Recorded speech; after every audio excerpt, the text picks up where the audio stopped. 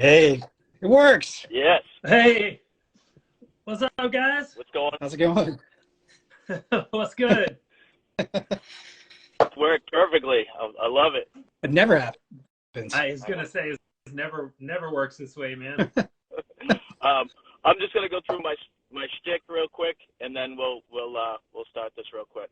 Yeah. How's everybody doing today? This is Chopping It Up Hardcore with Hal Capone, discussion number 97. Today, I have the honor of speaking to these two fine gentlemen, Ryan Daniels and Tommy Davis of the legendary Hassan Sabbah band. It's been a long time since these fine gentlemen have talked about this band, and I'm honored to have you guys, and thank you so much for doing this again. Thank you, Al. I can't believe we haven't crossed paths. Like, given the fact that I've seen probably all the clips you put up, and I've been at all those shows, I'm surprised we haven't just like stood next to each other and shook hands at some point. But yeah, I know, real.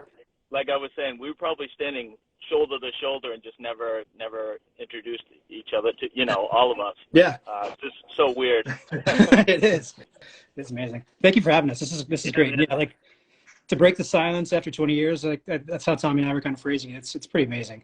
And it was such an important time in our lives, and such an amazing just initiative overall that, can't believe everybody is still loving it 20 plus years later, Can't believe anybody gives a shit, to be honest. I mean, we were calculating it out yesterday, and we figured that Hassan was probably around from the moment that Ryan and I started writing riffs together until we broke up, about 8 months. Which is not like, hardcore bands don't really last that long, 90% of the time, but 8 months is still pretty fucking short, Yeah. In 8 months, how many shows did y'all play in that short time? I don't even, 40, 50? You think we I don't know. I mean, we probably canceled half of those or didn't show up, but there are probably flyers for about 40 or 50. We played. I was thinking about this last night, and I started going through some stuff online, trying to find lineups of some of these shows we played. So we played like the Wilkes-Barre Fest, right? And that was with we have a story about this, but Airborne Radar, Maria played that. God, who else was? I mean, it was just we played with tons of really incredible bands.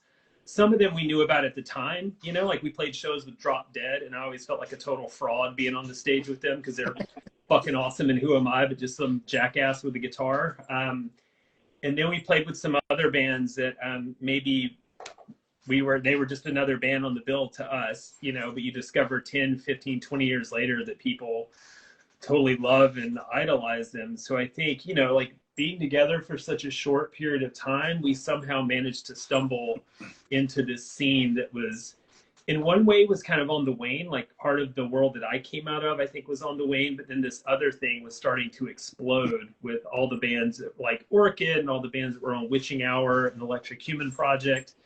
And that's just sort of, we kind of stumbled into that, and recorded our handful of things, and then split up, and it seems like people still seem to care about what happened at that moment in time. So it was just kind of dumb luck, Yeah.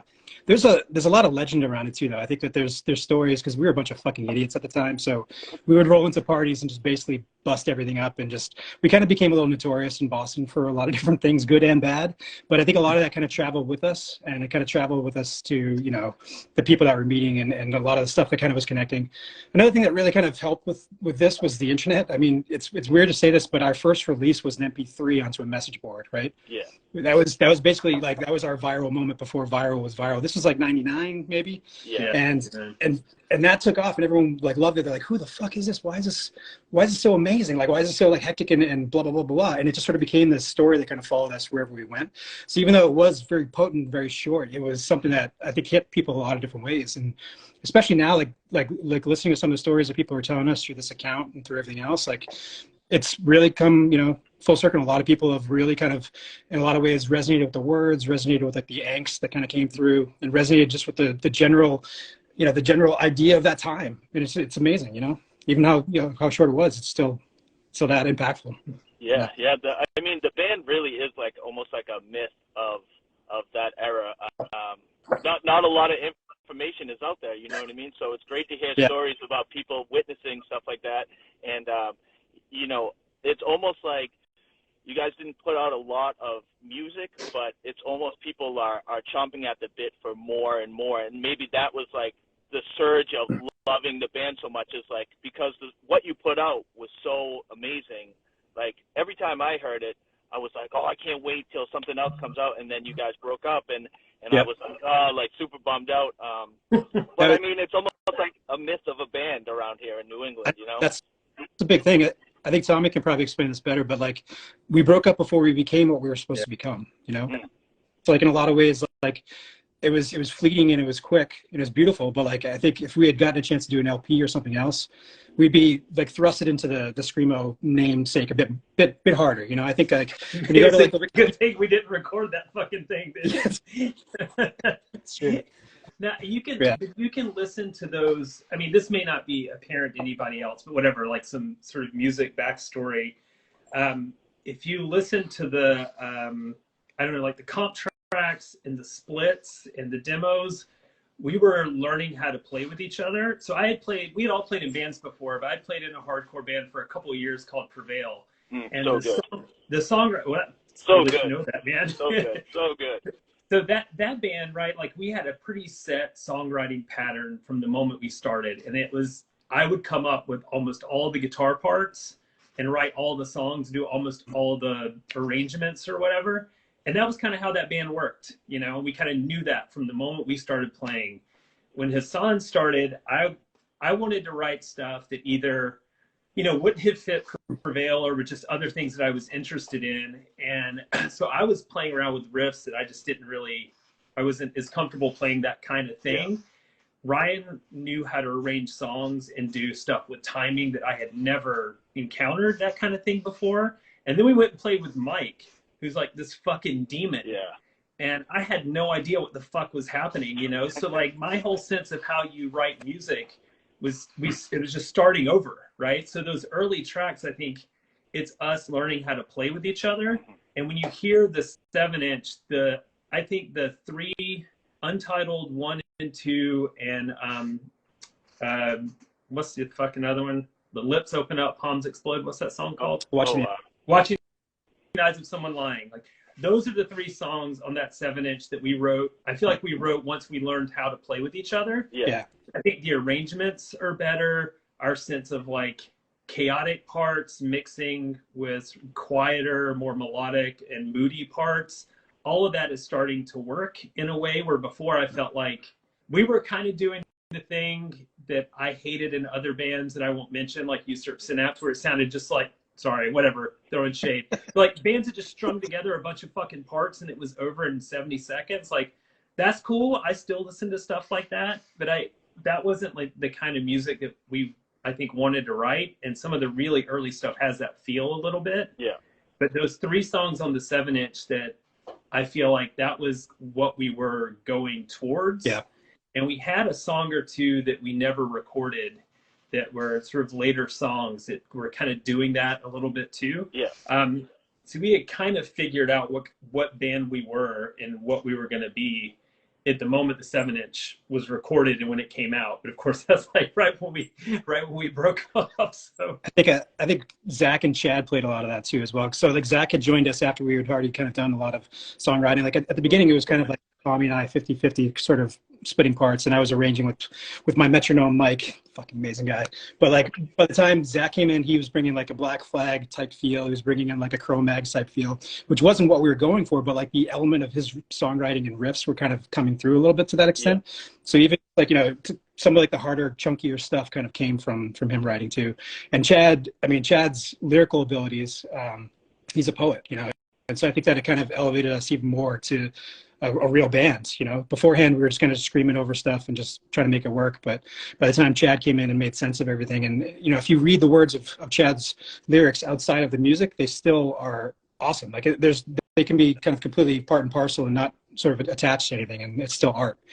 So I think it's a lot of that kind of came in there as well. Yeah. Now were you guys fans of Puritan before Chad came in? Yeah, I mean Tommy and friends, man. Yeah, I mean, Chad and I met way back in the like super fucking early days of the internet, like 94, 95 on the straight edge list. It was a listserv, right? I don't know if you were ever on this thing, Hal, but it was SXE-L at cornell.edu and at american.edu. And, you know, those were the days of like the first couple Michigan Fest in 95, 96, the early More Than Music Fest, like 94 to 97. And Chad and I had somehow hooked up on that listserv. And I was really into Puritan before Chad sang. He played guitar, and this guy Doug sang on their first split 7-inch with December and some of their early releases. Yeah. And then Prevail and Puritan were going to play the Michigan Fest, the Mind Over Matter Fest in Michigan. Yeah. And I don't know, like, I can't remember the backstory, but Chad and I kind of come up with this whole, like, it's us against the fucking world at that thing, like, fuck all those people. Like, I don't know why we felt that way. You know, I don't think anybody hated us or whatever, yeah. But we had this sort of mindset. And if you see, there are videos of that fest. And if you see the Prevail set and then the Puritan set, Chad is on his knees on the stage during the Prevail, and he's grabbing the mic and singing. I was doing that during Puritan, you know. Yeah. So Chad and I were really tight, you know, before like mid-90s. And I reached out to him when Hassan was trying to figure out what we were going to do for our second vocalist after it did not work out with the first guy. Yeah. And he was in New Mexico planning to come back to Pennsylvania. And we were like, well, you know, you should, here's the demo tapes and stuff. Like, we think we're like trying to do something like Mohinder or Shotmaker or something. Yeah. And I remember he wrote back and he was like, I don't know about Mohinder or Shotmaker. Some of this shit sounds like Napalm fucking Death. Like, yeah, dude, let's do it. So, I mean, that's how it was just so improbable, you know, like just shot me emails like, hey, we're doing this thing. These guys are really cool. This drummer is fucking crazy. See what you think. Yeah. And he was like, yeah, I'm moving back east. Let's do it. He also wrote a lot of the lyrics on the train back. So if you listen to, like, you know, Fuck the Thinking That They're Living Some, you know, the line about snakes in Kentucky was actually because he was in Kentucky on a mountain looking down and like wondering where are all the snakes, you know? So he was writing it in his little, like, you know, diary notebook kind of on the way to Pennsylvania. And then I think it was right before Wilkes Barre, or it was another fest, but it might have been Easton Fest. I'm not sure. I can't quite remember. But we basically brought all of Mike's recording gear. Yeah, an 8-jack tape player. You had like all these microphones and all this other stuff. We brought it down to Chad's house in Pennsylvania to record the vocals right before we went and played another show live, and that became the split 7-inch with Usurp and other things. This thing. Yeah. Check this out. I went digging through some boxes, man. I got multiple copies of this motherfucker. Oh, you selling stuff now, Tommy? What are you selling? No, I trade. I got like Hassan #1. What? I got 76. I got test presses. Yo, let's get a store going. Let's put it up online. I got some Orchid Drone's Dream unplayed splits on red. What are you doing? Right when we broke up, right? So I got all this stock before we were going to go on tour, and then we broke up like hours. But we can talk about that story. Hours before tour, and I was like, well, I got all these fucking records. Like, what am I going to do with this? And I was. Yeah, I mean, this is part of that story. I was just like, you know what? I'm done with all this shit. And I went back to my home in South Carolina after it turned out we weren't going to go on tour. And I left all those records. I mean, I dug up all kinds of stuff, man. Neil Perry 7-inch. Where's that other thing? This fucking, somebody should trade me something for this if you want. Orchid Encyclopedia of American Traders, unplayed. Yeah, dude. I got like, I don't know, man. I got some, nobody's getting this, but, the current Indian Summer Split. Ooh, that's a good one. That's badass OG shit. You see in the comments, people want to trade right now. Yeah, like man, y'all gotta have some heat that I want, though. You know what I'm saying? Like, I'm gonna put your phone number in there, Tommy, real quick. Give me 1 second. Yeah, go ahead, do that. 1-800. Hit me. I had a bunch of these. I had a lot more actually, and I've given them to people, like over the years that were friends. I was never gonna throw them on Discog. You know what I mean? Like, yeah. Unless, I don't know, my house burns down. Well, Ryan, unless my house burns down or something, like I don't need the money to like milk some. That's just not my vibe. Yeah. But I gave some to Mike Seatown because he's an old friend, I think. And then I just always thought like at some point I'll trade him if somebody has like the first press of a Gray Matter record or something I want, or like some fingernails from Guy during Rites of Spring, like then we can trade, Yeah. You thought about that, Tommy, haven't you? You planned this out. No, I was digging. I was trying to find. I was trying to find a copy of the Usurp record with the Band-Aid and the Razor Blade. Oh. And I found a box of shit. It was back there, and I've got one with the Band-Aid on it, but none with the Razor Blade. Razor Blade. We probably There's also dumped them out. Yeah, no. There's also a sorry leaflet that Mike Haley put in after the fact too. I never saw that either, but he ended up apologizing to Zach when he ran into him one time, and then with all the other records that went out, I can't remember how many it was, but it was probably at least 100. Like a sorry for doing this kind of thing. I don't know, man. Yeah.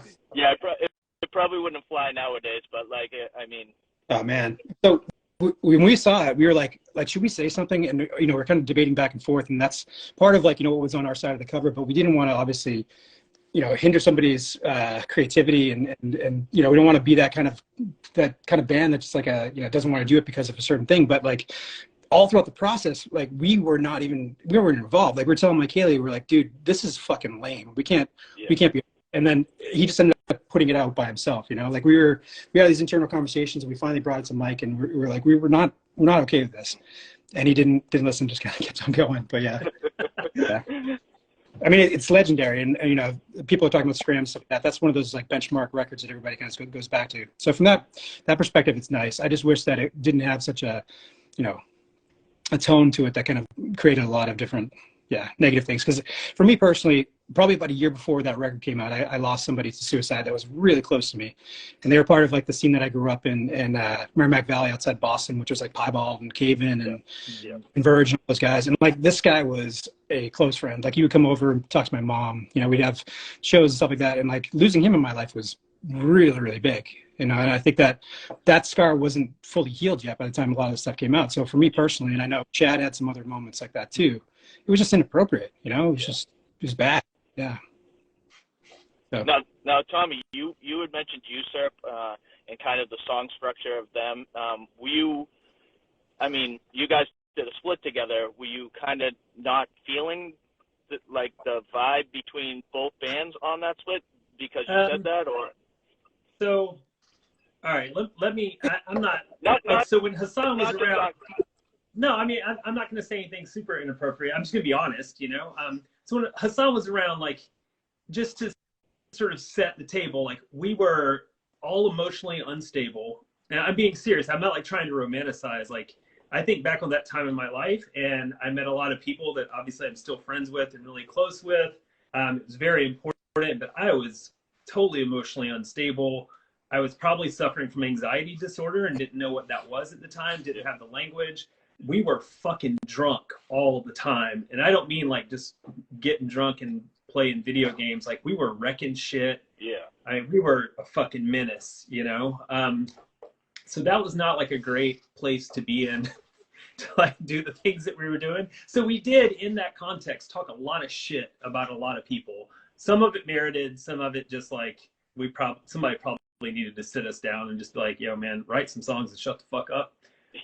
But in that context, right, like we got asked to do that split, and from my perspective, having been in the hardcore scene in the South, like we were all super tight because our scene was small, right? Like, so the scene in South Carolina was really attached to the scene in Wilmington and Raleigh and Atlanta, Georgia, and in Florida. There just weren't a whole lot of people, right? So we were all really close. And if you did a split record with somebody, it was like an offering of friendship, right? Like I would never do a split with somebody that I didn't know. We had to be, even if I didn't like their band, if we were cool, then yeah, let's do it, Yeah. So it seemed weird to do that, to do it. But it was also just like, if this other person wants to put something out with this other band that seems to be playing same shows or whatever, then, I don't care. It's weird, but let's do it. And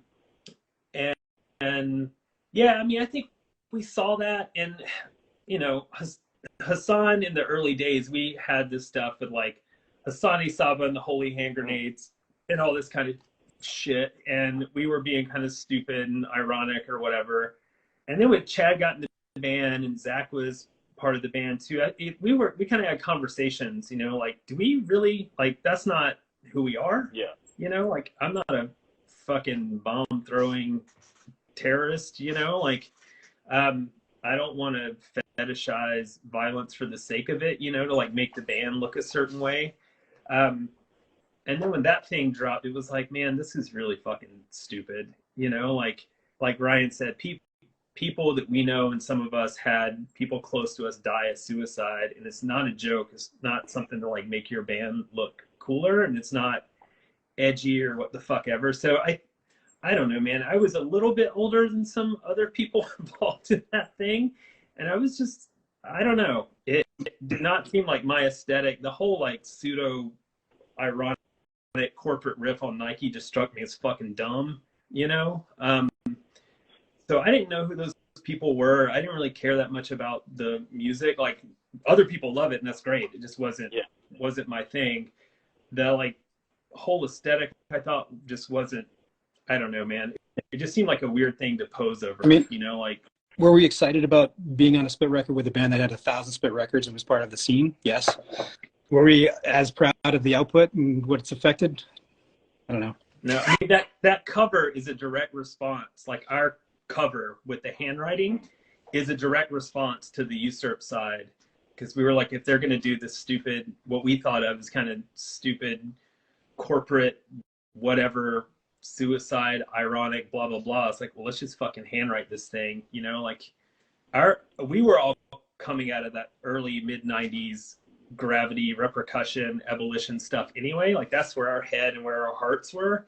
Yeah. And that was the aesthetic for that stuff, right? I mean, you glue together paper bags, you handwrite shit, and that's kind of how it is. So we were like, we're gonna do this, throw this thing out there and just see what they think, you know. And I don't know, man. I feel like we kind of learned a little bit of a lesson about that. You know, I think all of us had been in bands before where everything was DIY. We either had full control over what we were putting out, or we knew the people we were working with really well. So it was like, you know, you're working with your brothers and sisters putting stuff out, essentially, you know, people from your DIY world. And that was not the case with that. I mean, Mike Haley was a great dude. We didn't know him that well, but he was really cool, and I never had any problem with him at all. But, you know, it's a different game when you're working with somebody you know in and out to put out a record, and you have some control over how everything goes. And I think we learned our lesson a little bit with that one. Yeah. I think that's why when we started talking to Andy Lowe about the 7-inch, who, by the way, started working with us even before we had like a full band. It was just me, Tommy, and Mike. But we sort of really kind of nurtured a relationship with him, and we invited him up to Boston and wanted to get to know him as much as he wanted to get to know us for that very reason. Like the creative control really sort of like was just a bad taste in our mouth from all that experience with Usurp. So we wanted to make sure that it was much more like within our control and within our sort of mindset of where we wanted to be. So I think it changed pretty much overnight. And even like thinking about some of the other labels that we were talking to just for like the compilations we're on, like Happy Couples Never Last or Iodine Recordings or things like that. Like those are band labels that are just like there for the bands. They're 100% for the bands, you know, versus just trying to get something out there that's like shock value and material that's going to sell just based off the cover, you know? Yeah, definitely. I wanted to say to you guys, salute on your old bands too, because Prevail and Rinse, and also Fall of Leningrad, that split with Force Fed Glass. Like I love that music as well. So that's so like, cool, man. Yeah, it's great.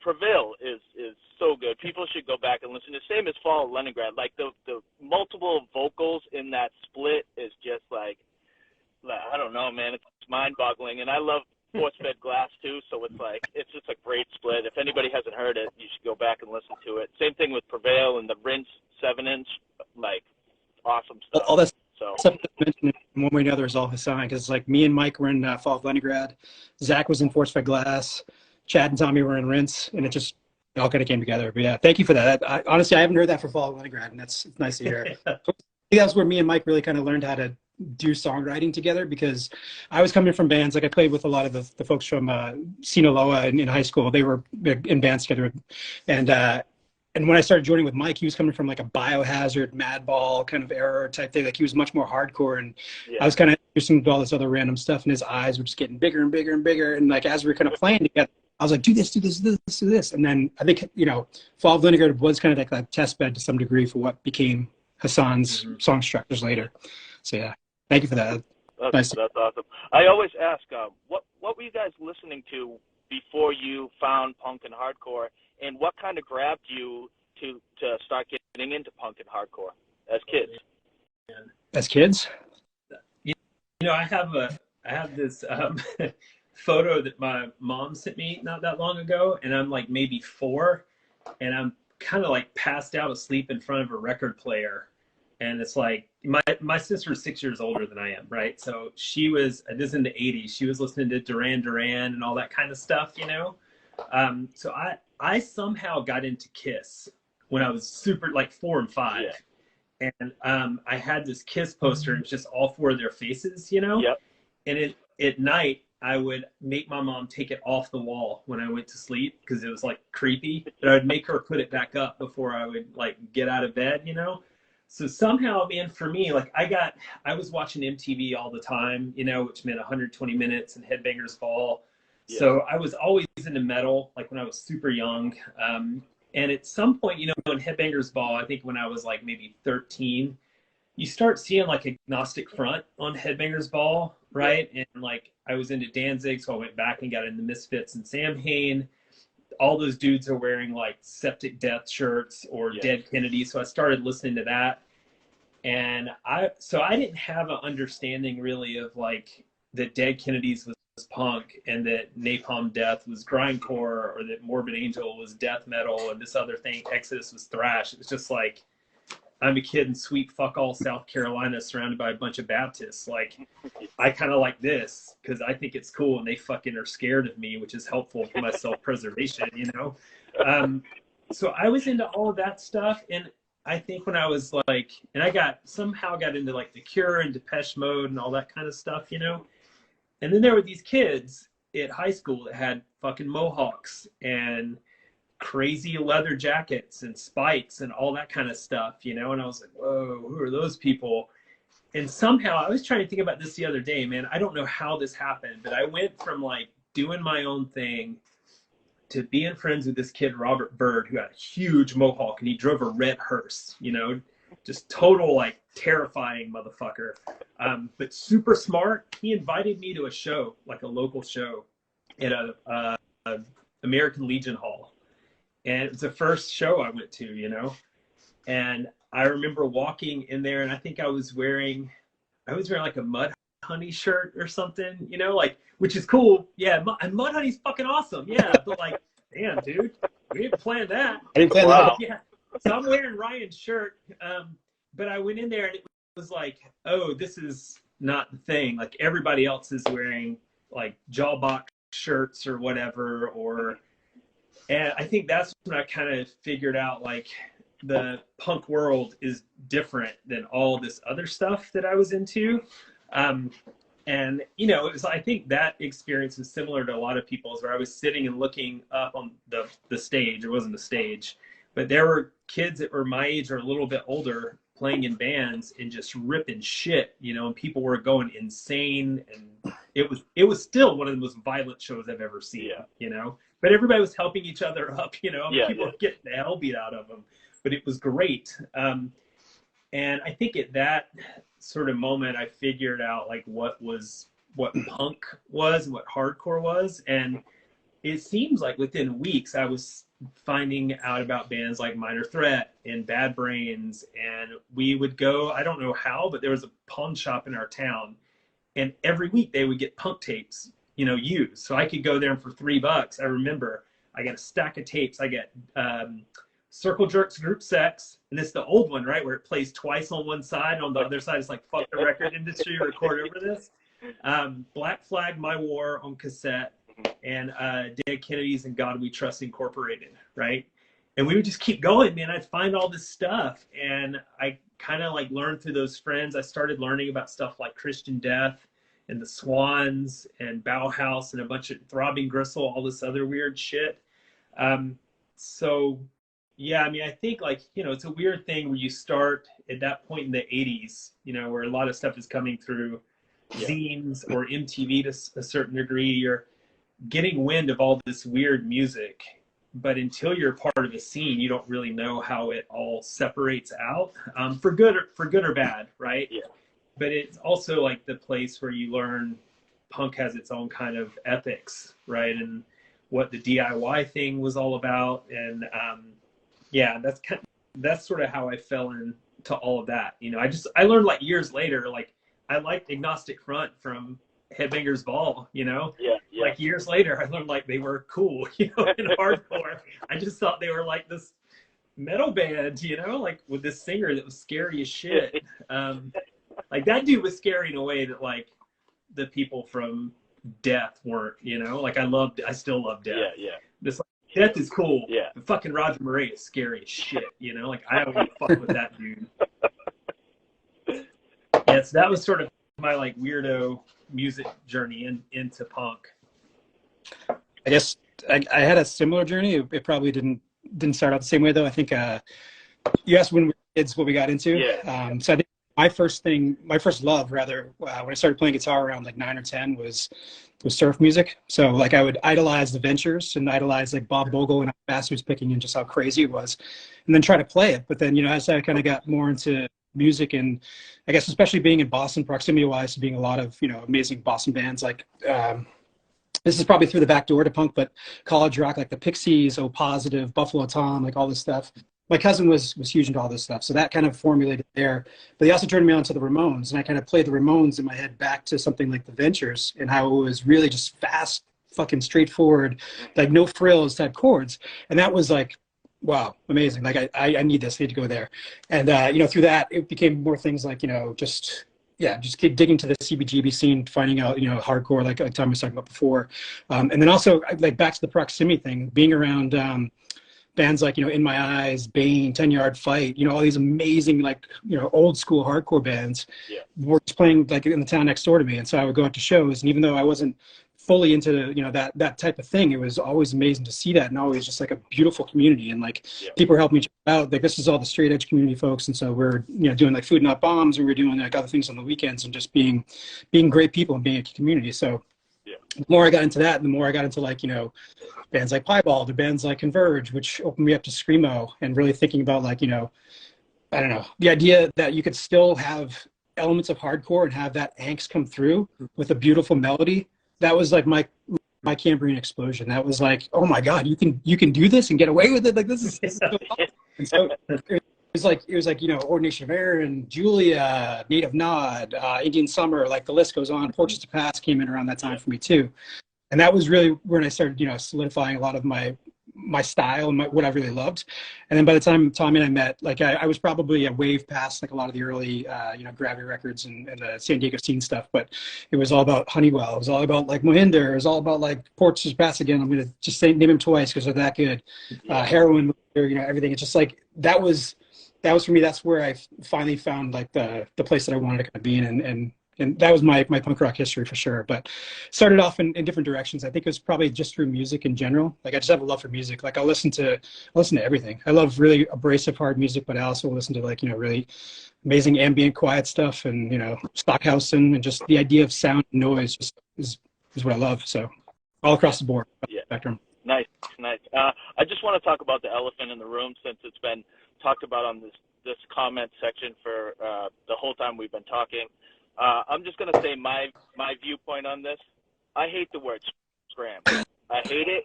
I don't understand it. I'm in my 50s, so I'm allowed not to like it. I don't like it. And I barely like Screamo. I think it's hardcore, and if you want to say screamy hardcore or emotional hardcore, whatever it is that you're trying to pin the genre down to. But scrams, I just don't like. I don't like saying it. I just don't understand it. I've been going to shows since the like early 80s, and I've still been going to shows in my 50s, and it's just hardcore to me. I love all the different sounds of hardcore.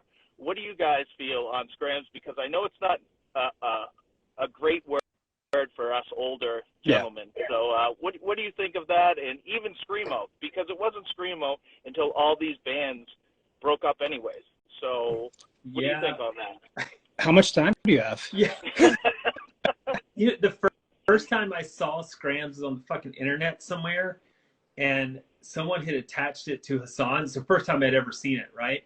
And my first fucking thought was like, is that some new metal shit? And are they trying to say we're new metal? Because that's fucking offensive. Like, I don't want to even be in the orbit of that bullshit.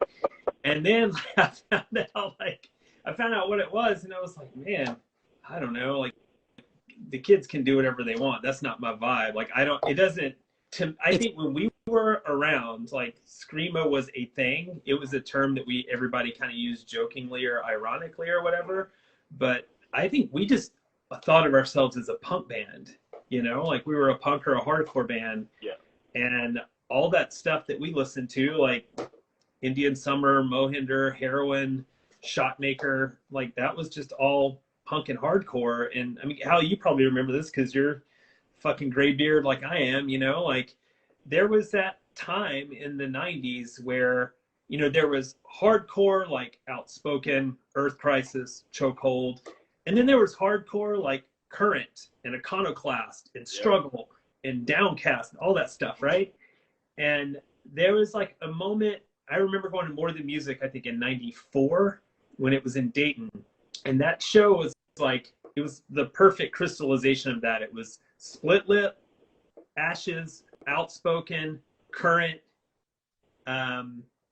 Iconoclast played that. I think Ottawa played a surprise set in that. So good. They were fucking insane. A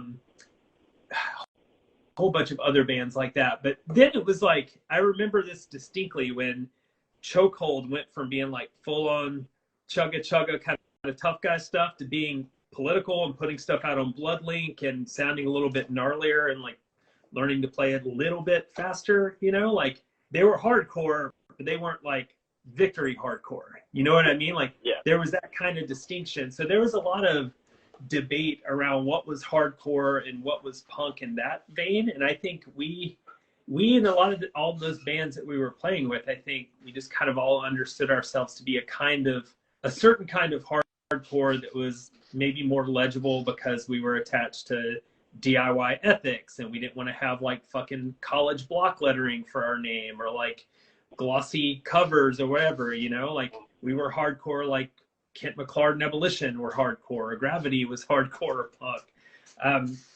And that was how I always understood all of that stuff. And the screamo thing, I think we just always understood it to be kind of a joke, and I remember like when emo violence got coined, like I could be wrong, but my memory of that is Chris Bickle from Inhumanity made that up, and he made it up like kind of as a joke. And is it on like maybe a Guyana Punchline record or maybe an Inhumanity record, right? About emo violence and shit like that. And all that stuff was circulating is kind of a joke, So then to think like screamo became an actual real fucking genre that then morphed into this horrific MTV shit that then needed scrams to describe the real thing, the real thing. It's like, I don't know, man. I mean, if that helps people sort things out, I guess that's cool. Like, you will never hear me refer to anything I ever played in as screamo or scrams, It's just, I'm old, dude. It's fucking punk and hardcore with blast beats. The classifications, right? I think actually somebody explained to me last night after we made that little post on Instagram was scrams is essentially what, fast hardcore was mixed with like emotional hardcore. So like the idea of the classification in the true essence makes sense. The word is fucking dumb. So whatever else we want to call it, let's go for that. Like anything else, guys, anything else. There's ideas, throw them out there. Let's go for it. Yeah. I mean, I didn't even know what it was. Like you guys, I heard it and I was like, what the fuck is that? I was like, I don't even know what that, like, they're talking about the stuff I was listening to in the late 90s and early 2000s. I'm like, I just didn't get it. I was like, and like you said, I get that people have to kind of, classify things to get that, niche of like what you're listening to, I guess, to explain it to somebody. But I mean, for somebody that doesn't listen to hardcore, it's hard to explain hardcore to somebody that doesn't listen to it anyway. So if you're saying, oh, this is emotional hardcore, I mean, to somebody that just likes, Five Finger Death Punch, it's almost impossible to explain explain That's awesome. screamo or scramps or whatever you want, or power violence or whatever you want to say. You know what I mean? Yeah, I mean, So imagine how weird it is to find out a band you played in is like part of a genre you never fucking heard of. It's like, well, all right, I guess that's cool. I mean, you guys do what you're gonna do, you know. I'm just, I'm just here for the riffs, bruh. It's still like, from what I'm gathering though, it still means a lot to a lot of people that were maybe a generation past us. So you know, if you love it, you love it. And there's that. But I think, you know, just yeah, us old men here hearing this is it's it's a yeah. little uncomfortable. Yeah, Yeah, I agree. For the younger people that love scrams, I mean, I'm not knocking them for saying it, but for me personally, I'm an old guy, and you know, a lot of people are like, oh, those old heads, they, you know, blah blah blah. It's just, it is what it is. But I love that this scene is still going on nowadays with these young kids making amazing bands too. yeah, And like I said, I'm still going to shows. I went to a show in Alston a couple months ago that was just like amazing. It's just really fun being my age, still going to see younger people making awesome music. So I'm glad that it just keeps going and keeps going. It hasn't died at all. yeah. Yeah, I mean, I kind of, you know, sort of fell out of that after Hassan broke up. I kind of drifted away from the scene for a little bit. You know, I mean, when you been playing at that point, I've been playing in bands for like 5 or 6 years, which meant like every Sunday was eaten up with band practice, and then every break you have from school is like, where are you going to go play shows? When are you going to go record? And so after Hassan broke up, I was like, I think I'm out for a little bit. You know, like I need a breather. I need to step away a little bit. And you know, I go to tons of shows and stuff now too, you know, when I can or whatever. But I went back a couple of years ago, and I was like, well, who, you know, what are like the bands that are doing that kind of thing, if anybody, you know? And I went back and listened to some stuff, and I was like, oh, okay, like these bands are there, it's fine, you know, whatever, maybe like, but if I want to listen to this, I'm whipping out the Heroin record or whatever. But then I heard that band Hawk, and I listened to that LP, and that thing blew me away, man. I bought that record, and I sat down with the lyrics, and I have not done that with the record in this genre in a long time. I listened to that thing over and over, read the lyrics, and I thought about that band, and I was like, well, what is it? Why do I like that band so much? And the other ones I hear, I'm like, man, they're good, but if I never hear it again, it's fine, you know? And that band to me sounds exactly like if they had been on a split 7-inch with Embassy or Current in '96, it would have sounded like it belonged in that era. Yeah. But they're also doing their own thing where they're not a rehash, right? Like those guys are such incredible songwriters. Yeah. There's something about that band, man. And I'm a professor at Ohio State, and I teach this class on punk and black metal. And I reached out to those dudes over Instagram and asked them to come talk to my class. And they did. We did a Zoom session, and I had my class like listen to that record and study the lyrics, you know? So I got to talk with them a little bit, and they kind of gave us a window onto the scene from their perspective, you know, out in the Bay Area. And they're like, you know, they're kind of old, you know, they're not old, but they're like, they've been around for a while doing that thing. So they're kind of like, I don't know if they're like the senior folks in that scene, but they're not like, you know, they're not like the young guns anymore, you know? But they gave us a really cool window on how the scene had kind of developed and what it looked like. And, you know, it's very cool and very heartening to see those kind of people with like that talent and those kind of ethics still creating that autonomous anti-capitalist underground world, you know? And I love that that's there. I knew it was still there, you know? But it's such like a necessity to have that kind of cultural world, I think, you know, especially now where like all music is endlessly available to everybody and can be made and consumed without any community or maybe any politics or ethics. I like that stuff is still happening and is generating bands like that, you know, like if those are the bands that are popping out in 2023, man, like this place is in a pretty good spot. Yeah. It's funny you say that, Ben, because that's the band that I saw during the summer. And I also took video of it, so it is like up on my page too. And I talked to Tommy from that band a little while ago too. So that's like great, I love that band. Great people. Yeah. Such Awesome band. I wanted to ask too about the incident with the hi-hat cutting.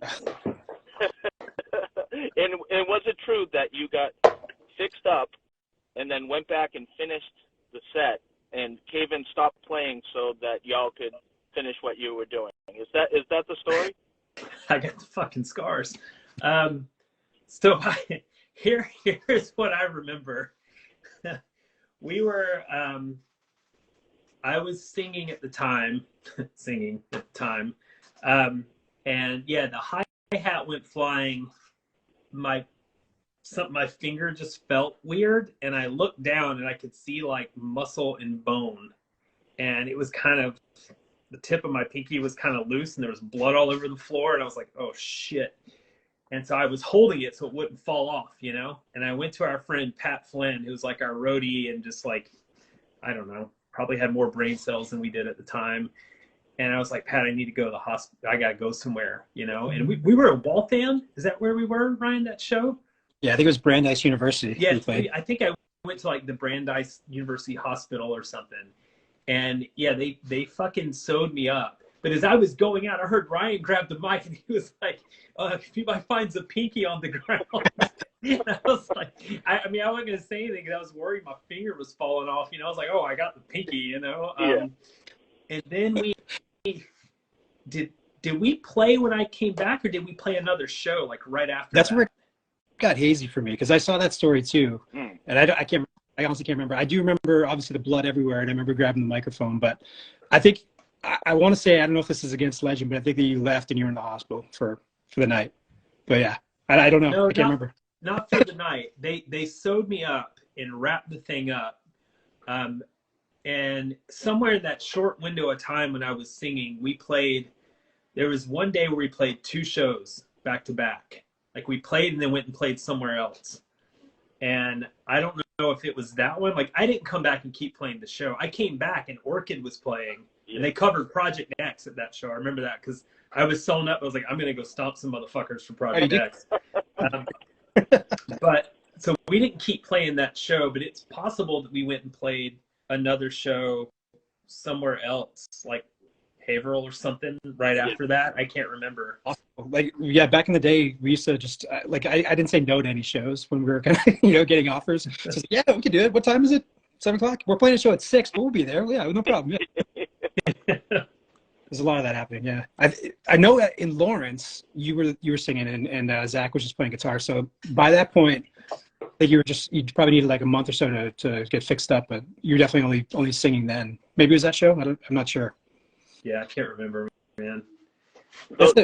That's why we're trying to get a lot of stuff out there. And I've been trying to crowdsource a lot of information from people that we knew then, because it just seems like it's a hazy recollection at this point. So yeah, we have to get it documented and have to get it solidified and out the world, because yeah, that's what we do. Yeah. You mentioned the guys from Sinaloa. When I posted that picture about our talk, Pete messaged me. He's like, "Hey, where'd you get that picture?" And I was like, "Oh, they gave it to me." And he's just like, "Hey, that was, he apparently he set up that show and yeah." Like, so I love Pete and those guys from Sinaloa. They are amazing guys. Like Pete is like one of the nicest guys in hardcore, and yeah. Like I love Pete, but I was like, oh shit, did I like make a mistake? He might have actually taken the picture. I don't know. I just have a collection hard drive of stuff with random things that are on it, and yeah, that might have been from his camera. I don't know, because he did take video, because he was texting me about this as well. He's got some video lying around that we're hoping to get up somewhere. Mm-hmm. Yeah, actually, so I ran into him in December and gave him like the biggest hug. I hadn't seen him probably in like 15 plus years, yeah. And it was like a 5-minute hug. Like that, yeah. That guy is so amazing, just so genuine in every aspect. Yeah, good stuff. I know a lot of other people probably have asked you guys, is there any chance of a Hassan I Sabbah reunion? Like you see all these other bands getting together, like Seisha and Jerome's Dream is back together again now, and you just see it all over the place. In Loving Memory is starting up again. Everybody asks, will there ever be a reunion? And if not, if there isn't a reunion for a show per se, what about like recording some of those lost songs that you said? You're looking for that, huh? You want the good stuff? I think if Portraits of Past asks us to do a split, we get back together. Yeah. But No, I think anything's possible. So most of Hassan, 80% of Hassan has been on calls together talking about things like this, and we've been kind of all communicating, the five of us, through text and everything else, and trying to figure it out.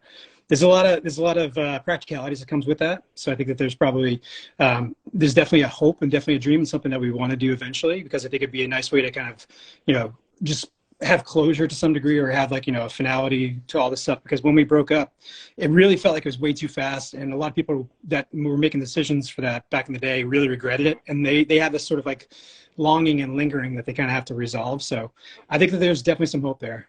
But the first thing, I guess, that we're trying to see if we can do is just get all the tracks in one place and create a discography from it. So that's something that we're actively doing now. And with the Instagram account and everything else, we're trying to get the stories out there and just sort of make a record, make an idea of this is what the history of Hassan was. And then from there, who knows? I mean, I had dinner with Mike a week and a half ago or something. And he's now in Japan on tour with Unearth and about to meet up with Madball in the UK. He's going to be on tour until May and whatever else. So minus what we want to do, it's also based off of just real life schedules that we have to kind of factor into. He wouldn't be able to even think about it until summertime. And then who knows what we can do. But we've been, it's been fun because we've been getting asked left, right, and center to play shows, different fests that are coming up. Different bands, like you mentioned, are actually asking us to hop on bills with them and stuff too. I don't know. I think everybody, for the most part, is pretty much into it. It's just the reality of how to make it happen. Now, with the discography, would the older songs just get remastered and then just compiled into a full length type of thing? And are there record labels out there that are interested? I know Casey was on here from Iodine, which I still have this bad boy that you guys are man. On. Yeah.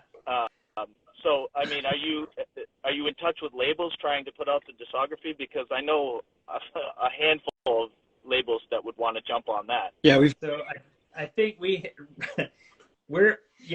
in the works with stuff, but for obvious reasons we can't say anything yet because nothing is totally definite and we don't want to blow up anybody's spot or anything, but as to what would be on it, it would be all the songs. I think I can say this, the 7-inch got remastered, where everything got remastered by Jack Shirley. Nice. Which is total fucking dream, man.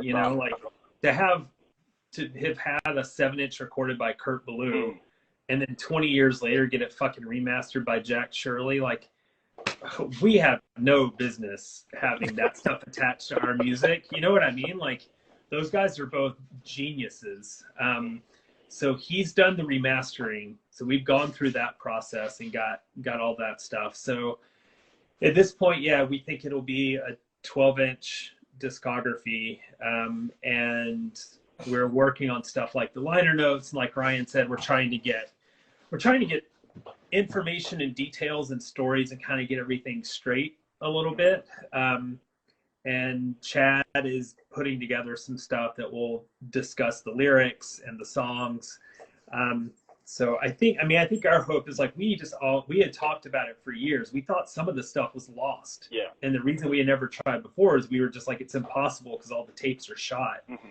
But then it turns out Ryan found the masters or the tape for the 7-inch. And we kind of got everything together a little bit. Jack Shirley worked some magic, Mm-hmm. So I think we can kind of put a lot of this stuff together and have it as a document, and we're focusing now on that part of it, making it an actual document of that moment in time, and kind of what that scene was like and where that music came from, and what it was about and why it was so short-lived, I mean, one thing that we should set straight, there's a lot of internet chatter about Chad's vocals on the last song on the 7-inch, where people are like, oh, he's crying. It's no, man, that dude's voice was blown the fuck out. Yeah. And I think that's the last song we recorded. Mm-hmm. And he was screaming like crazy, through that whole recording session. Yeah. And when you hear his vocals go from scream to high pitch to kind of clean and he's breathing heavy, he literally cannot breathe. Yeah. He's screaming his guts out. And that what I think people took to be him crying is like he can't breathe. That is the only sound he can get out of his mouth to try to finish that song. I remember when he finished the vocals, he came into the mixing booth and was like, "How was that?" And we were all just like flat faced. Yeah. Then he went out. I know. It was like watching a fucking exorcism. I know. He went outside and just threw up. He was like physically gone. Like just he was out for like a day or two after that. Yeah. I remember that too. We recorded the demo and some of those songs at his house with Mike stuff. Like he had the headphones on and we had already tracked all the music. So we're sitting in like this living room in this house in the middle of the fucking woods, and he starts screaming, and me, Zach, Ryan, and Mike are sitting back like, holy shit, like we knew he would be good, but oh my God. And it was the same thing in the studio, man, where the performance of that was just, I mean, it looked inhuman,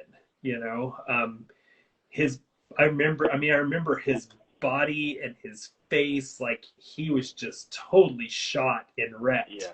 And we were just kind of like, oh, we just knew like this thing's fucking good, dude. Yeah. Did you just see what he did? Like, this is it,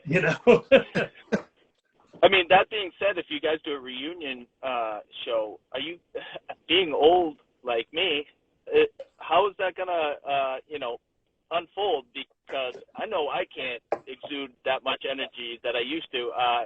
Is that something to be, in the back of your mind? You gotta go. We actually just talked last night. Yeah. I think we have to probably, definitely do a couple warm-ups. Maybe stretch a little bit beforehand. No, get some towel. You gotta go Honeywell style and just throw that shit through a distortion pedal.